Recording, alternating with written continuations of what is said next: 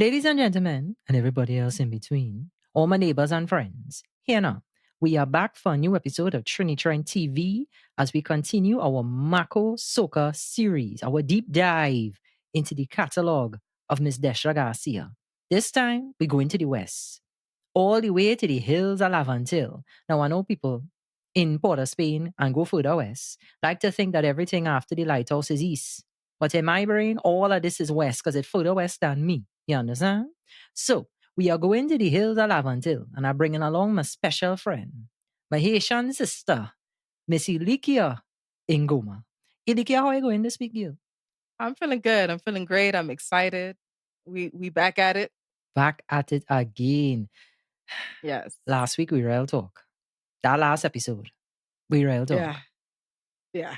And I'm very excited. I think we had to. We had to set the tone, set the stage. Set the foundation, get people accustomed to the, the rhythm, get them accustomed to the groove, let them see what type of show this is going to be, give some backstory, lead in, we enter in the world of Destra, so we had to already, bring them in.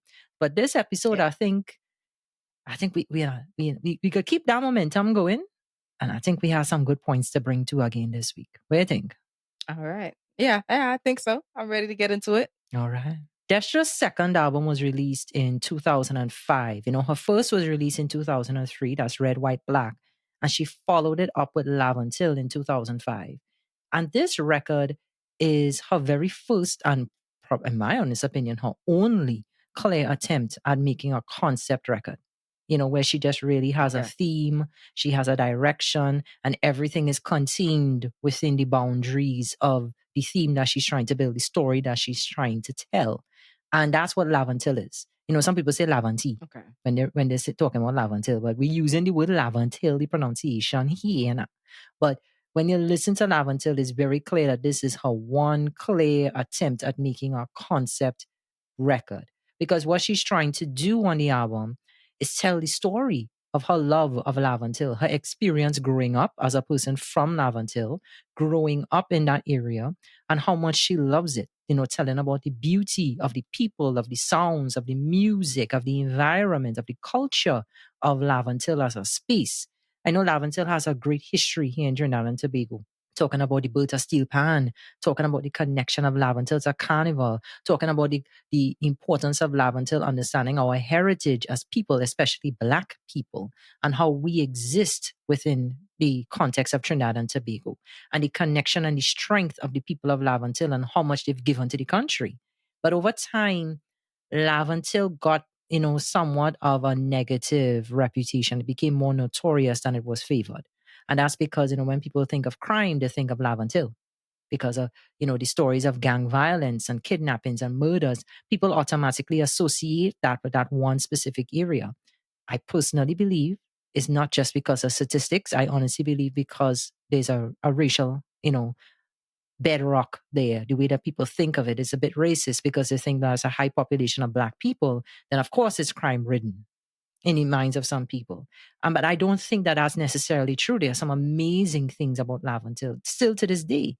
And I think that that's what Destra was trying to bring through the music. She wanted people to see Laventille through her eyes and the beauty of this place as opposed to seeing as Laventille as this horrible place to be. But the thing about Laventille, and this is what I would say, is that even though Destra really loves Laventille, I don't think that she was ready to make this type of album. I don't think she was ready. I don't think she really had the tools. She had the life experience, which is, growing up there, living there, breathing that Laventillian air, being from that space. She's been to the panyards. She's been to the churches. She's been on the street. She's been around the people her whole life. So she has that organic, true connection to the space. But I don't think that she had the artistic experience quite yet. So she had a life experience, but not really the artistic experience. And you see, the reason I say that is because when I listen to the record, there are certain pitfalls, there are certain things that aren't quite fully connecting. It's not a bad album, It just doesn't feel like it's quite finessed in a way that I would have wanted to hear from somebody who really had that background and really had that skill set. So when you say not quite ready, is it from a musical standpoint? Is it from the topics being discussed? Like you feel like I know that in her interlude she talks about, and then on Sundays this used to happen, and then I remember hearing this on this time. She talks a lot in the interludes, but the songs don't necessarily connect to the interludes really. So is that you think that lyrically she should have had other kinds of songs being sung, or what is the disconnect for you? I think the way that the album is structured, I think that if she Okay. had some, I don't know whether she needed guidance or she needed more time to really sit with this type of project. Because I think that if she would have told the story in a certain way, like really build out the story, because I still feel like in the midst of Destra trying to make a record that paid homage to where she was from, she was still trying to make sure she Mhm. had some hits in there. That was what I was getting from it. Mhm. And it was also still trying to Yeah. sound contemporary. So I go and give you a little dancehall type of record, and I go and give you this, and I go and give you that. It didn't really feel like she fully committed. Because when you fully commit, Gotcha. and this is what you have to do when you're doing a concept record, you have to commit. Yeah. Like I Yeah. recently did a deep dive into Donna Summer's catalog. Love Donna Summer. I listened to all of her studio albums at this point. And when I listened to an album like Once Upon a Time, she committed. Now that is a commitment. She took the Cinderella story and she retold it within the context of where contemporary music was in the late 1970s. You got the flavors of disco. You got the flavors a little bit of, well, disco isn't in itself R&B, but you got that, little sugars of R&B. You got the pop music. You got the way that the music was structured. But it felt like she committed to telling the story. Now, on the other side of that, when you commit to that type of record, it sometimes means that the listener, if they don't want to hear this story, they check out completely. Right. And the songs on the record may not be working as singles because they're so tied into the body of the project. But I feel like if she had really committed and said, this is what the record is going to be, we would have get something different. Do you think it's wise for, based on what you just said, which I agree with how you laid it out, it's wise for on someone's sophomore album for that to be where you would do a concept album, keeping in mind that you said that to do a concept album is to commit. To commit is to know that some people may skip it altogether. Mm-hmm. Is it even wise to do that at your second album as opposed to like your seventh, eighth album? Now that's a serious question, because if you come in, you now fresh in the game, and we know soca music as an industry. The soca music industry, the way it's structured is that you have to have a hit every year, because that's how we operate. Coming back from the history of calypso music in the 1900s into the when you say 1900s and you realize you were born in the 1900s, and make you In the 1900s. Yeah. I saw somebody say on Twitter the other, like a while back, they was talking about, they was Thanks. saying, wow, being born in 19 anything sounds so horrible. And it was a young person who's like 20 years old. And then somebody commented, quote tweeted it and said, I never before this day realized that 19 something sounds like a slur in contemporary culture. It sounds like a Because when you slur. say 1900s, you're thinking of like 1906, You thinking like not 1991. horse-drawn carriage and Right. tranca. You're not thinking about people like the fact that we were born in that time. But anyway, I think that so much of calypso music as an industry, coming forward, and in its loose word, I'm using that term loosely. You think about the fact that artists, in order to book shows, to book tours, to book gigs outside of Trinidad and Tobago, in order for you to make a living, you have to have a hit. You have to have a hit. So you need to have a hit every season, especially when you're new, to get people into the mindset. Like if you have a big catalog of hits and you don't have a hit this year, you could lean on that. But as a new artist, you gotta have hits. You gotta keep top of mind. And I think that if this is your second album, if she would have committed the way I just described, and she did not get a hit out of that structure, I think that she would have faltered. So I think she was still Yeah. trying to think of, okay, I want to tell this story, but I still want to make sure that I could get off the ground. But I think that by trying to do both, you're not really. Yeah, she ended up having a lot of hits around this time because this was a big hit time for Destra. In the year before into this, because the year before she had the Laventille pre-release singles EP kind of Yeah. album thing that she calls an album that we Yeah. don't call her. But anyway, Yeah. she has that record, and that record really and truly was showing you how many hits she had in 2004 into 2005. And then she released this full record. But I feel like if she didn't have those hits and she just had this is Laventille, I don't know how that would have worked for her. So I think she made the smarter decision as far as having hits and getting herself off the ground in the soca industry. But as far as being an albums artist, I think she lost some steam there. I agree. So I think that, for people who are up and coming, to be mindful about, because in some industries, in some genres, that sophomore album, in any genre, the sophomore album is where you show that you're here to stay. But in some of them, they're a little more like unforgivable. Some people, you may not have a good year this year, but you can come back next year. Some of them is like hip hop. I don't know if hip hop is still like that today, but at one point, if you couldn't deliver on your second album, who's the next rapper? That's what it is. So I think that it probably wasn't the wisest decision to do a concept album altogether. Because if you want to do something, you do want to do it well done. It's too much of a risk for that to be your second album. So as we're talking about the album structure, right? If we're saying the album structure is the issue here, she had the hits, but it caused the album structure to suffer a bit. At least to me as a listener, I felt like, as I'm listening to the record, I'm not fully enjoying it the way that it would have if she would have told the story, because my brain goes in, thinking, okay, we get a concept record and it's not really giving me that. I think that there are ways that she could have still told the story with hits if she would have cut certain songs. If she would have cut certain songs. I feel like I get what you're saying. Like a good example. First song I would cut is Anyhow You Like It. I like the record. Anyhow You Like It. Da, da, da, da, da, da. Yeah. I like the record. It's nice. Yeah. Easy grab. It's cute. It's cute. She's not gorgeous, but she's cute, as Tiffany Pollard would say, New York would say. But, I feel like on that type of record, if you're telling the story, that song didn't even need to be there. It felt like filler. Another song I would have cut, Love Somebody with Machel. No, Elikya. The first of her many songs that would have the title Somebody, because she has like 100 songs called Somebody, by the way. Love Somebody on Somebody, and then Somebody, and then Somebody, and then Somebody. I don't know who Desha's be talking about with all these somebodies. Right. At this point, girl, just say who you're talking about now. You're talking about name that person. Let's name the person. Somebody, anybody, everybody. Just name the person, because we fed up. We hear about somebody about 50 times.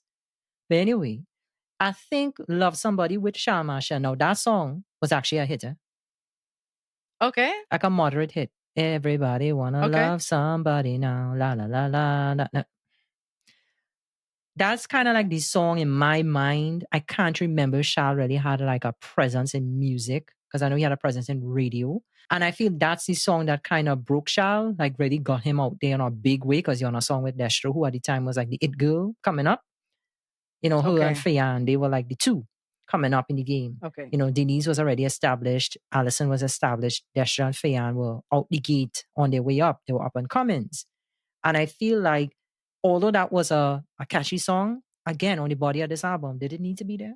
Yeah, it's not, it's not I don't go, I feel like listening to this song right now. If it's on, it's nice because the music is, because music is nice, and, you like the genre, and it's on beat and it's on key. So it has like all the basic elements to, but it's not like, oh man, like it's not what you want. Another song that I think can be dropped is Tide is High. Now, personally, I like Tide is High in general. Not this song specifically, but I know there's like 1,000 versions of this song in the world. And it's a melody that I like. So I'm always like open to hearing a new version. But as it pertains to this album and Destra's catalog, this version is not so incredible or so like instrumental to this album that it needs to be kept. I like that, somewhere, she plays with rhythm a bit. There's a bit of steel pan and it slows down at the bit. I like that, but it's like, okay, but the whole song as a whole didn't need to happen. It just Yeah. was one of those songs Yeah. that was from a certain era that a lot of people's parents kind of like. And it felt like she tacked that in, or maybe she grew up liking the song and she felt like putting it in. But I felt like, did it need to be on this record? And of course, another record, If You Only Knew. That's the name of the song, right? Yes. Yes. Not the Patti LaBelle, If Only You Knew. No, If You Only Knew with Rupee. Rupee from Laventille? Is he from Trinidad? I was listening to the record. I don't know, maybe you have a cousin there, maybe you have a parent from there, a auntie, uncle. I don't know. And I felt like, what does have to do with the album, Destra? You're telling me the story of Laventille and then I hear Rupee. And I said, was it because, no, in my mind, is it because, Rupee was big? I think he was in, what's the name of the band that he was in, Coalition? So Rupee was big coming out of that end of the 90s soca dancehall wave. So when you hear this record, it sounds natural for Rupee, and it sounds like, okay, if you just wanted a hit with Rupee, it would have made sense because coming out of the tail end of the 1990s, part of the Bajan invasion, as well as when the so-called Bajan invasion, when many Bajan artists took off here in Trinidad and Tobago in the larger world of soca, and they were no longer just contained within that Barbados context. That kind of works, but I feel like I don't quite understand the purpose of him being on this record. This type of conversation would have been great to have Destra in the room, because I'd have been like, why? What was the thought? Not that hard. Why? But yeah, what was the thought process? Like, what were you thinking? But that goes back to what you're saying about if it is a concept album, then every detail has to, forward the concept. It has to forward the concept. And I felt like this song veered us off of the concept. And it wasn't even a hit. Yeah. I don't remember this being a hit. And then there's the final one that I say would cut would be More, which is a gospel record. I get why it was there because she was talking right before that. We have the conversation about spirituality and going to church on Sundays. Mm-hmm. But I felt kind of like, again, just like on Red, White, Black, it felt like this was a gospel song that we just had tacked on. It felt like it was just tacked on to the record. It didn't really feel organic because unlike a David Rudder or unlike another artist who would have, even where Tambu would eventually go in his career, once the King of Soca in itself before the rise of Super Blue. Well, Super Blue was already established and already had a road march title. But when you think about the person who's driving soca at the turn of the 90s, right as we're coming off the 80s into the 90s, Tambu was at the forefront. And unlike even a Tambu who would bring in those elements of, so spiritual elements, but also keeping a footing, and even Rashoti I, how he would evolve and bringing in gospel and different but spiritual focuses into his music, I felt like there was still a Trinidadian connection there. Whereas more, here we are just singing. Again, I'm just singing a gospel song. And I didn't quite understand how it fit into this. I also think that the interludes could have been cut. Every song, after every single song, every other song is an interlude in between that. Yeah. I get why she has the interludes. It's very Janet Jackson of her. But having all those interludes, the point of an interlude is for me to take you from one part of the record into the next part of the record. It has to lead somewhere. And I feel like some of these interludes didn't really lead me anywhere. Some of them could have, or what I wanted to. I didn't get the payoff that I wanted, especially since it's spoken word interludes. And then there's live, either music playing in behind her, or you hear the sounds, that natural sound, as we say in documentary filmmaking, called that nat sound. You have that nat sound, in the background. So you feel like she's taking you into Laventille itself.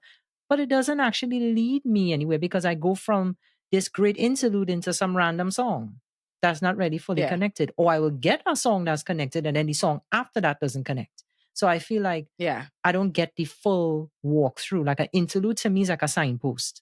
You're putting up a signpost along a road to say, okay, we turning left here. You're going here. You're stopping here. You watch out for cows crossing here. You have to tell me what's coming. And I don't feel like that's what a lot of her interludes did on this record. I think even with a song that actually pays off according to the interlude, it doesn't need to be every other one. Mm-hmm. Like you can give me 3 songs back to back, and then you have another interlude, Mm-hmm.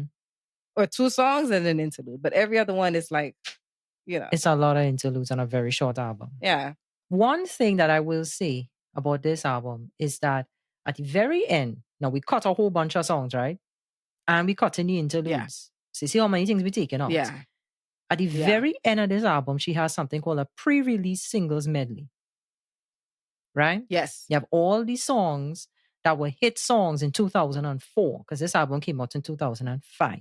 So all these songs from the previous year that were hits, she bring them onto this record, even though she put out an album, well, an EP, really, the year before, in my opinion. I call that an EP. You got 6, 7 songs, barely album. But I think what catches me is that you have those songs that were on this pre-release EP thingy, and then you put them on this album as a medley. And then when I listen to the medley, I'm like, the medley is actually my favorite part of the whole record. Like, if these songs were actually put on this album proper, and you did not put out that pre-release album thingy the year before, and you put those songs on the actual album, and you actually fill the voids that we just created by cutting out some of those songs, you would have had a fantastic album. That would have been an album. Because you would have actually still be telling the story of Laventille in a very creative way. You would have had the hits, and to me, it would have been a perfect step up from the album before. Hey, look, rain falling. I'm happy. I ain't vexed. Trinidad so damn hot. You understand? I'm glad for the rain.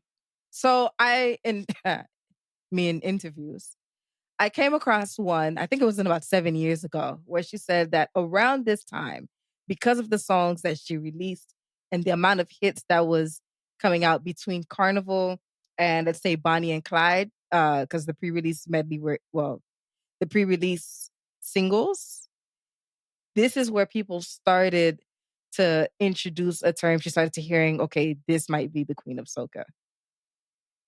Before a couple years later, because of just the amount of hits. And again, your second time around, you're showing that you're here to stay. And I think 2 ways about that. One, I feel like whenever there's a new woman on the scene, people immediately feel like she has to knock down with, whoever the other women were before, or whoever the top can only woman be is. one. Mm-hmm. It can only be one. You can't be amongst them. Mm-hmm. You automatically, oh, that's the queen right there. That's the queen. Mm-hmm. Like you were waiting, like it was empty, and you were waiting for the queen to come and sit in that space. Even though we had 2 different people at that point in time who were fully established. One of whom was still having like a rain of hits. That's Denise Belfort, which was hit after hit after hit from 1995 straight up until 2004, 2005, because this album is 2005. But straight up, no breaks, hit straight through, didn't miss a year. And then, of course, we had Allison, who had a great wave of hits in that late 90s pocket for like a good solid, 3-4 years. A lot of hits, especially in Barbados, but she had a few big hits here with Square One. So you had 2 people who were not just making a lot of hits, doing their thing, having a big influence on the girls and other artists, men and women, coming up behind them. Because we heard Allison's influence on Destra on that first album, as well as Denise's influence on Destra on that first album. Right. But now you're saying because Destra new and Destra's a new hot thing, she's the new queen. Forget she's everybody the queen. else. Right. But separate from how problematic that is, I think that it did show the strength of those songs. Because again, that's during the time of the pre-release singles before the album. It's the album that we're talking about right now, not so much those songs. So if we take that pre-release medley and integrate it into the album, I want us to talk about exactly where we would put them. So this is how I would kind of break down the album, right?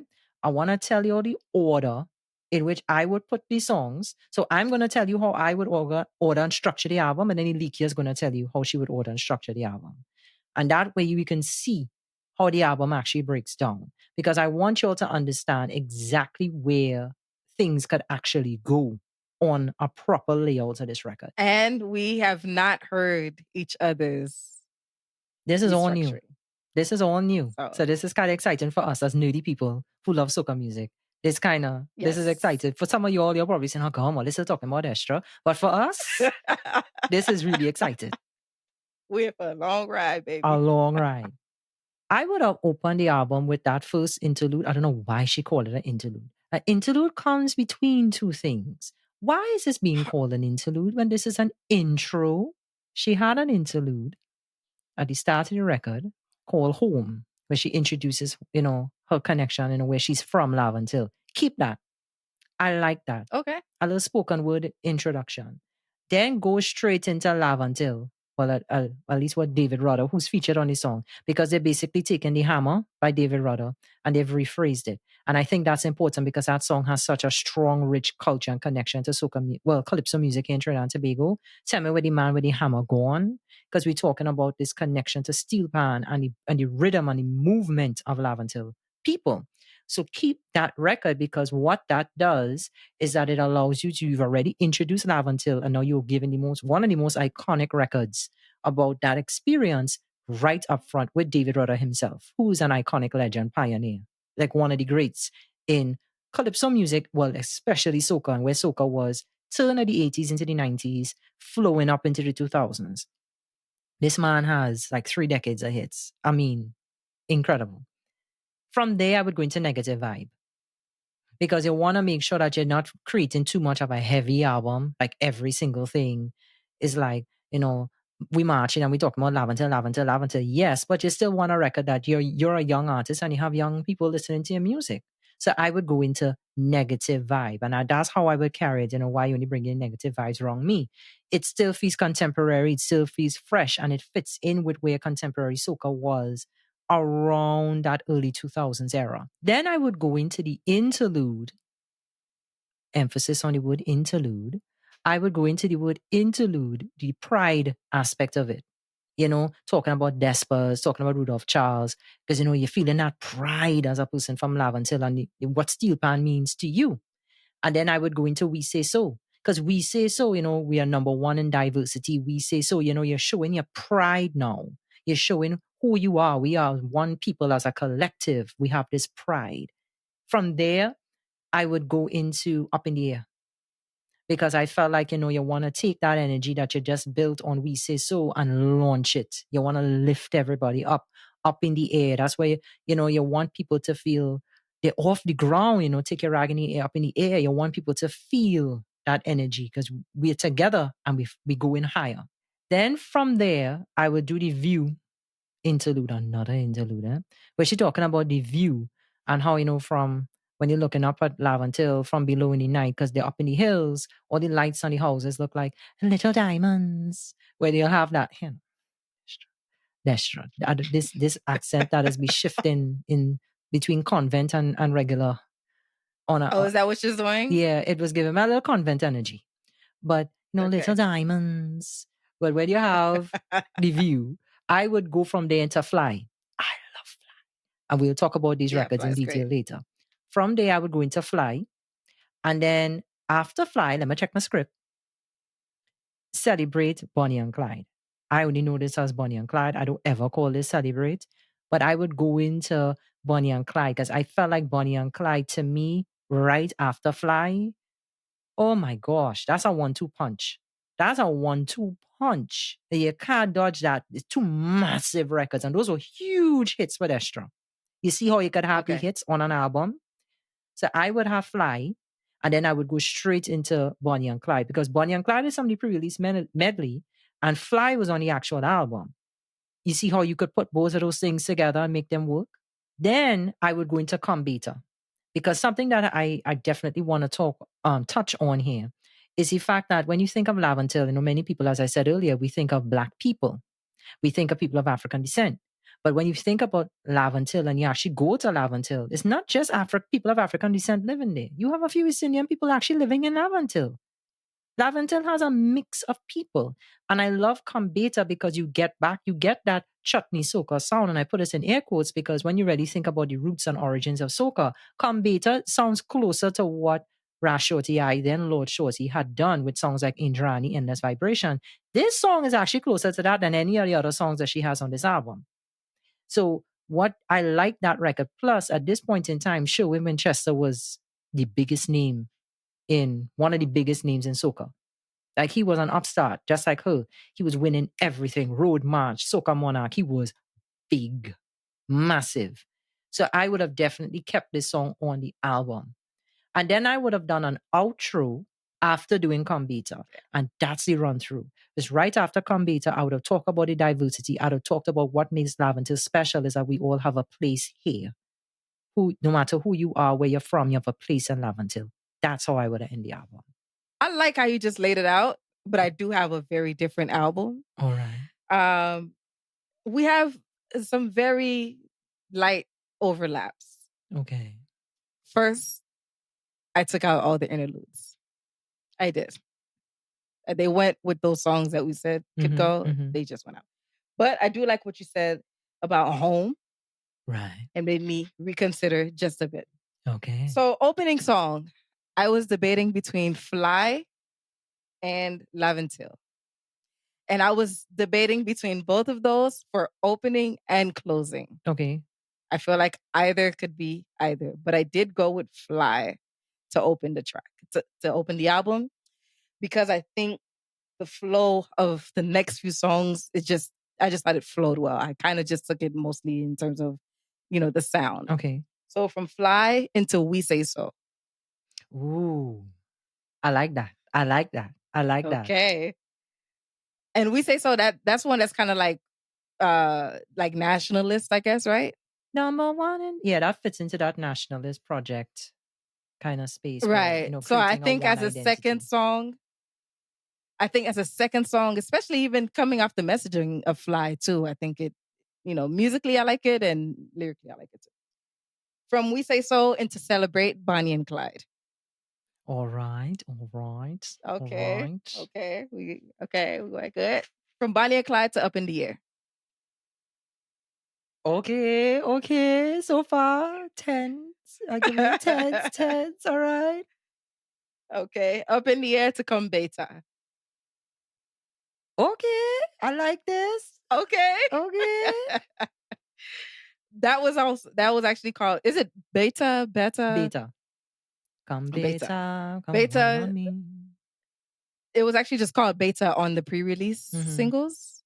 The same way Bonnie and Clyde was just called that, and then on the album it's Come Beta and it's just like Carnival keeps changing from Carnival to It's Carnival. It's Carnival, right? Come Beta into Negative Vibes. All right. All right. Okay. Negative Vibes into Laventille. If Laventille, and that would be the official. If Laventille does not open, then it will be there. If it doesn't open, yes. But if Laventille does open, or not, Fly would be there. Okay. And as you know how some albums come and they just say bonus track, like even it's on the same album? Roller Coaster from the pre-release singles. I like that. I like that. That would be my album. I like that. I could see both of our albums working, but I actually like yours. Yours seems more fun. I like yours because taking out the interludes makes the album just flow right through. That's it. And you don't need the interludes. But if you really want to do that telling of the story, setting the scene with interludes, then I think mine could work as well as yours, but it just depends on where you put the interludes in yours. But I think you did a really good job. I like that about yours. So you stayed true to her idea of making a concept album. Right. If that's how she had it in her mind. I kind of just was like, okay, looking at the track list, hearing the songs in my head, even listening to them, and then just stringing them along. So now I want to discuss the key songs on this record. The songs on the album that really make this special. You know, songs that stand out to us, our favorite records, that when we discuss them, you could really understand where the magic is and what we love about the album. Because I know at this point, you're probably saying, oh, they surely like Destra. But no, we love Destra. I just say it. But these are the key songs that really show how much we love Destra. The first one I have is Fly. Because, we both spoke Yeah. about Fly, especially Elikya. She just said she would Yeah. open the album with Fly. I Yeah. love Fly. And you know what I love Yeah. about Fly is that it gives you that pop rock type of guitar. It has that Yes. different sound. Like it's soca, but she's bringing pop and rock into soca. That electric guitar, that sound. I'm right? That's an electric Yes. guitar. So you have Yes. that sound, Yes. and what I love With a about little it, bit of distortion the and little stuff. Yeah. distortion, the way she plays with it. I really love that record. I love the way she sings it. And I love the way that she, at some point, it sounds like she's trying to imitate the electric guitar with her voice. Maybe right high up in the sky. That thing Oh, that that's she's good. doing. She's really playing with it in this interesting way. Not me Oh, that's gagging Elikya, not good. me gagging you. Come on. But it has these Okay. moments where you Okay. get that organic, like it feels like almost like it's organically like this raw sound, but it's electronic and contemporary at the same time. And it gives us a glimpse of where soca was in the mid 2000s because you had those pop rock elements kind of bleeding into soca at this time. And one good example, again, her brother in soca, Montano, he had a song called You. I think that was on the Ecstatic Experience. I can't remember exactly which album that was on. That was on, I know the album cover, CD to my head, but that was when Machel basically, he had this track where it's like rock and roll and like older school rock and roll with those big heavy keys. And then he had the guitar in there. And yeah, yeah, you breathe. You got to breathe. I love that. I love that record. I hated it because it played every 2 minutes, but I loved it because it was so different. It was a refreshing sound. And that is where a lot of where soca was. And that actually came out the same year as Fly. Both of those songs are 2005. And you would see that a Okay. lot in Destra's career as we go along this journey, where there are parallels between her and Machel throughout her career. What's your key song? Your first key song? My first key song is Fly. Well, look at that. My first key song is Fly. It's an incredible, I said incredible, credible. It's an incredible song. Like you said, it's very soca because it keeps that, it keeps that. Mm-hmm. And it has the rock and roll guitar or guitar with distortion that we think of rock and roll when we hear it. I like how she sings the word fly differently Mm-hmm. each time. So she says fly and fly and fly, and Mm-hmm. she does it in the choruses. And I think that's I don't know how intentional that is. It's intentional, obviously, because every time she sings the chorus, she has that difference. Mm-hmm. But what ends up happening is that you're not hearing the same thing hit your ear for the duration of the song. Mm-hmm. So when you say fly, because that word is repeated a lot in the song. So when you say fly and fly and fly, Mm-hmm. every time you sing it, you're singing it differently. So it still adds something new to it. Mm-hmm. I do think I don't have many key songs from this album, not Mm-hmm. from the album that is given to us. But with Fly, I would have taken out the second verse, move the third verse to the second verse. And because once she gets to the Blaspheme. part, babe, once she gets to baby, it builds you up and you feel like you're gonna get to the chorus a couple more times and she goes into another verse. And it's like you pick me up and then you bring me back down, Mm-hmm. So and then when I was listening to the verses themselves, I'm like, okay, this third one can stay. Just in terms of what's being said, I think the first verse and third verse can do it. I have a Yeah. point there. She does the same thing in Mhm. Choo Choo, the mock bridge in Choo Choo, where she gives us this, Yeah. but then she goes back to her verse. She goes back to her verse, but you don't feel let down. I don't know. I don't know how to point it out. I don't when she goes back to that verse in Choo Choo, I still feel up. I still feel, you know, I don't know. Maybe it's the instrumental or what. But with this one, even when I was listening to it in preparation for this, Mm-hmm. and then after we get up, and then I'm like, oh, yeah, there's another verse. Ah, I get you. I get you. I understand. Yeah. And I have another great record as my second key song. Okay. These are in no particular order, by the way. My second key song will be Come Beta. We just spoke Okay. about it. I used to hate this song, by the way. I have to be honest. I used to hate this song. Hate it. Because it used to play every other minute. It was heavily played. And what was annoying because, as I said, Shurwayne was at his peak. So Shurwayne was massive and Destra was massive. So the radio would just constantly hit you over the head with Shurwayne and Destra, Shurwayne and Destra. So every other minute you'll Gotcha. hear Shurwayne come on the radio. How no no no. You know, that's his little thing.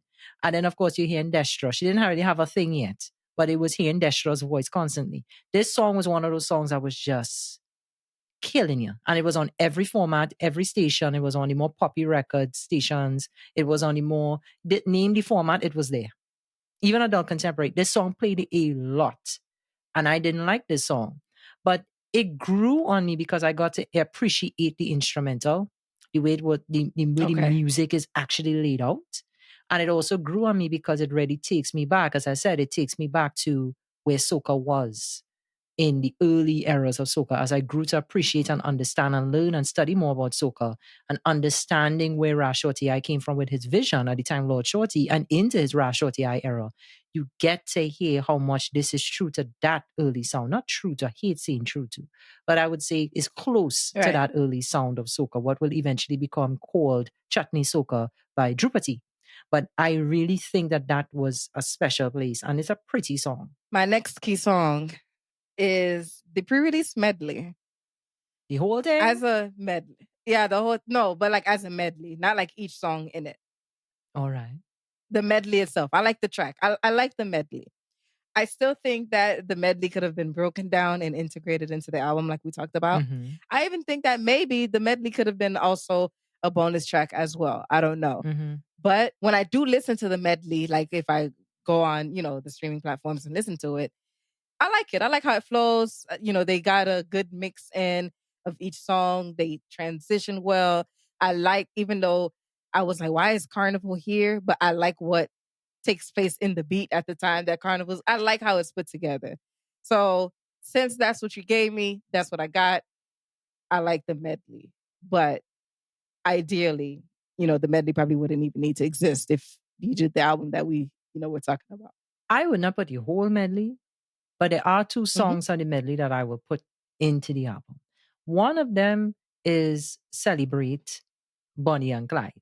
I like that song. That's my next key song because I like Bonnie and Clyde a lot. This was a massive song. This was huge for Destra. And I actually like this more than Carnival, I love this song so much because this record. Yeah, I can see that. It's just, I love the way that she sings it.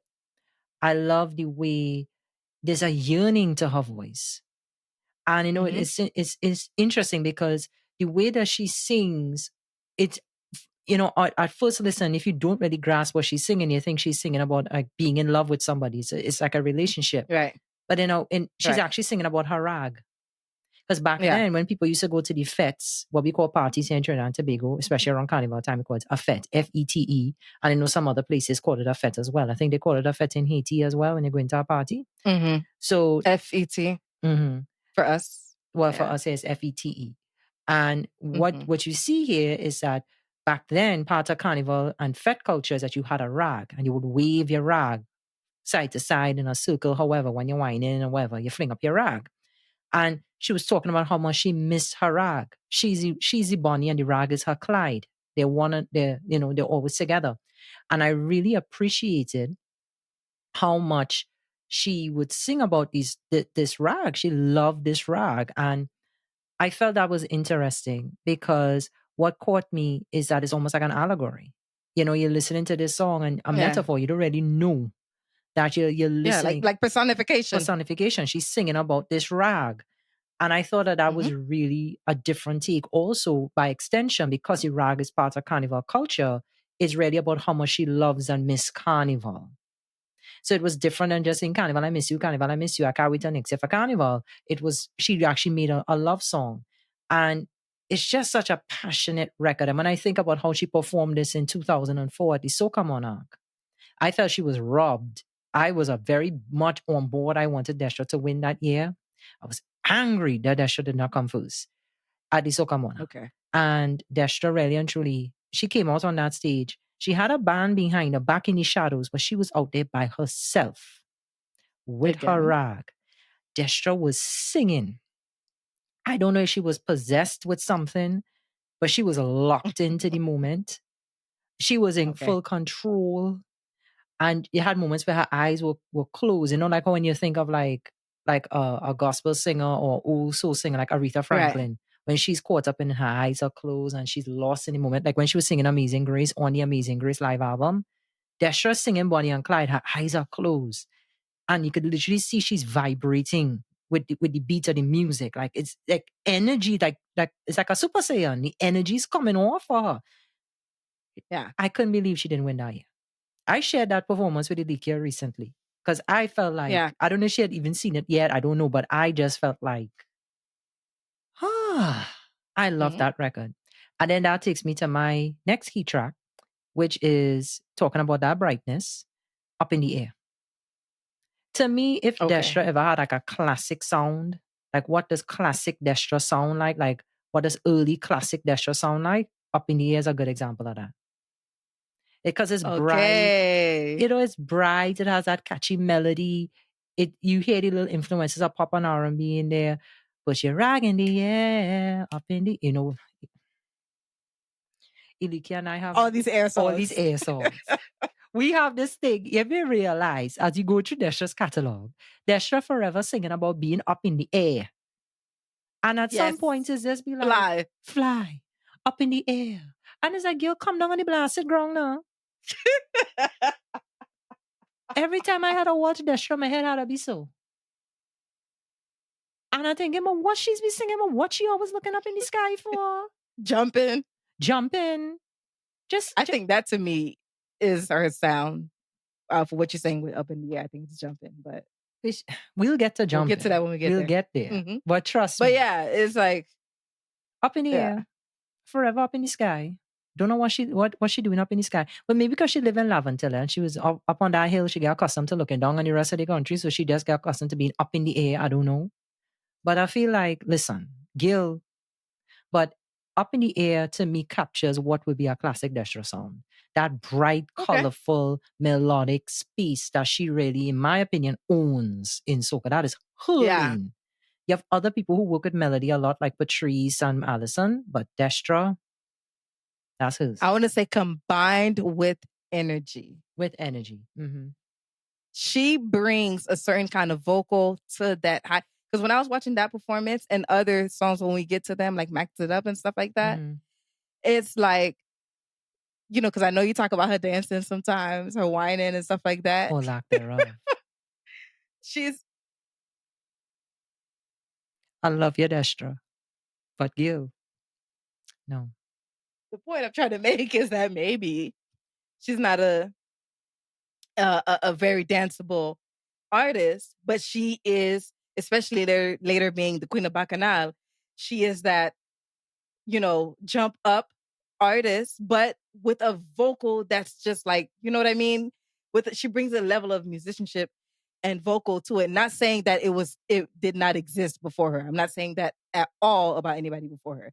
But I think that's her lane because it's looking at her on stage, it's feeling the energy, and then also being like, damn, she is really singing. I'll give you two parallels. If I had to think of what you just said. One, Machel. Machel doesn't have Destra's voice. Machel has an ear for melody. I love his voice, but he doesn't really move his voice the way a Destra would. And he has that energy. So that's what I think is a lot of what makes up Destra's foundation, that connection to Machel. And of course, calypso music. And as we spoke about before in our red, white, black, conversation.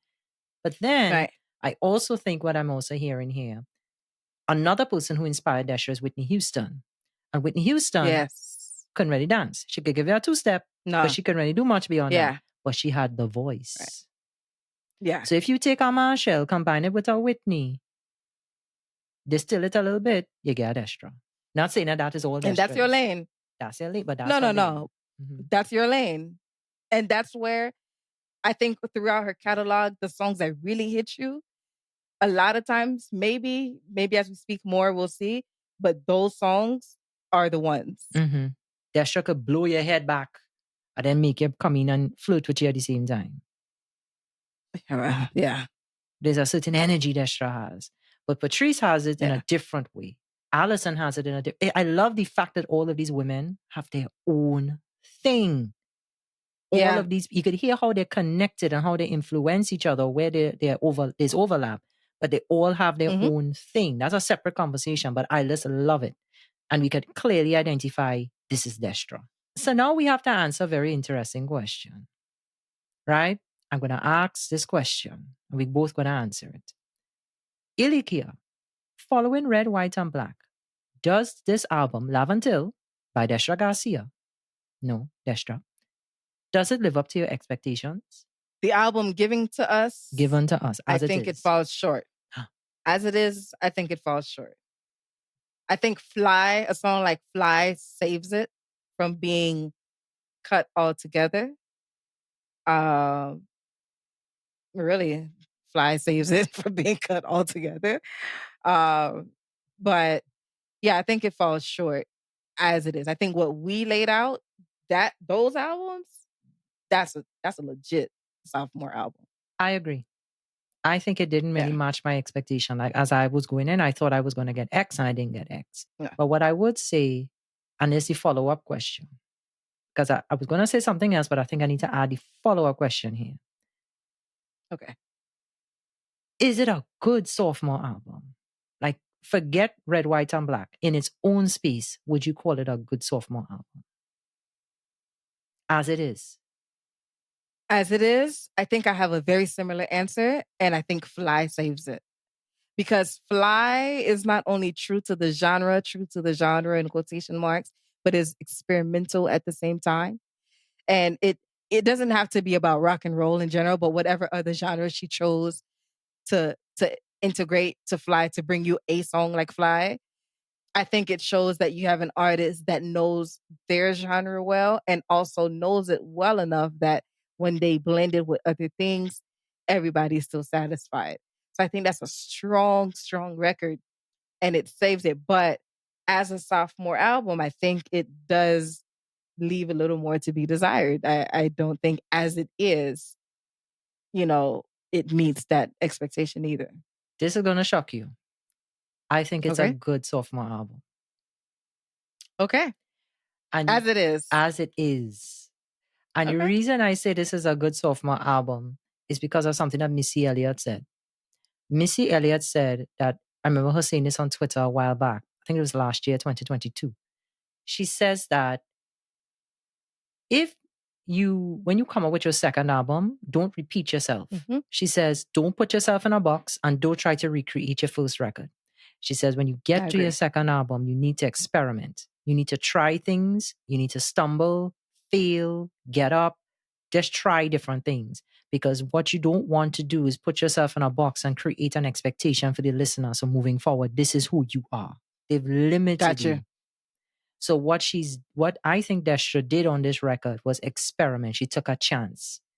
And I think that by trying to piece together something she really tried something. I think it opened up space for her to go in different places that she would later go in her career. I think the albums we came up with better fits what Missy said. That would make it a yes for me. I think our restructuring, those albums, I don't think you could question them. But then those fit into like being super clean. But I think that even with the faults that this album has, you still have moments like Fly. You have her trying to tell the story of Laventille. So it shows that, okay, she's somebody who has a willingness to go outside of her box with the interludes and all of that. And then you hear her experimenting with the soca dancehall with Rupee. You hear her experimenting with up-and-coming people who are now venturing into soca like Machel. You have different people, Marshall. You have different people. You have different spaces. So I think that she's going outside of herself just a little bit. And I think that kind of opens it up. But I think in the albums that we constructed, however, it would have been even then, I think it would have been a stronger result. But I think even with what she gave us, it works. To me, obviously, I definitely respect Missy's opinion as yours as well. I think it's like your first album is putting your first foot down. Your second album is putting your second foot down. Yes, you do want to, you don't want to be monotonous. You want to show an identity without being monotonous. which sometimes some people don't really get that difference, and then they start reproducing what they've already done. But I think it's just such a critical album that it can lock you into your fan base and to the public. That second album. All right, Elikya. This was way longer than we expected. We would say, oh, this going to be a quick little conversation. That'll be the whole tangent. But it was fun, at least for us. I hope it was fun for you too. I really enjoyed this. Thank you so much, Elikya, for joining me again on this journey. Thank you for having me again. Yes. All right, folks. This has been another wonderful episode of Maco Soca here on Trini Trent TV. Make sure you subscribe to the channel. Check out the music now. We put all the links to the music so you can listen to it in the description below and join the conversation. Yeah. Destra Gil, we love you. This is the one. If you make it to episode 3, if we make it to episode 3, we good. Yeah. If we in block already. Right. Yeah. If Destra and Cos be out yet. I know what to say. But Destra Gil, we love you. Right? All right, folks. We real talk. I have to get up again. Bam bam hot in there. This chair, I had to get a proper recording chair. This dining room thing I walk in. All right? Anyway, you go catch all the next time. Later. You didn't say bye to the people out to she. Oh. I say later, you just like staring. Never say that. Bye. You keeping that? Bye.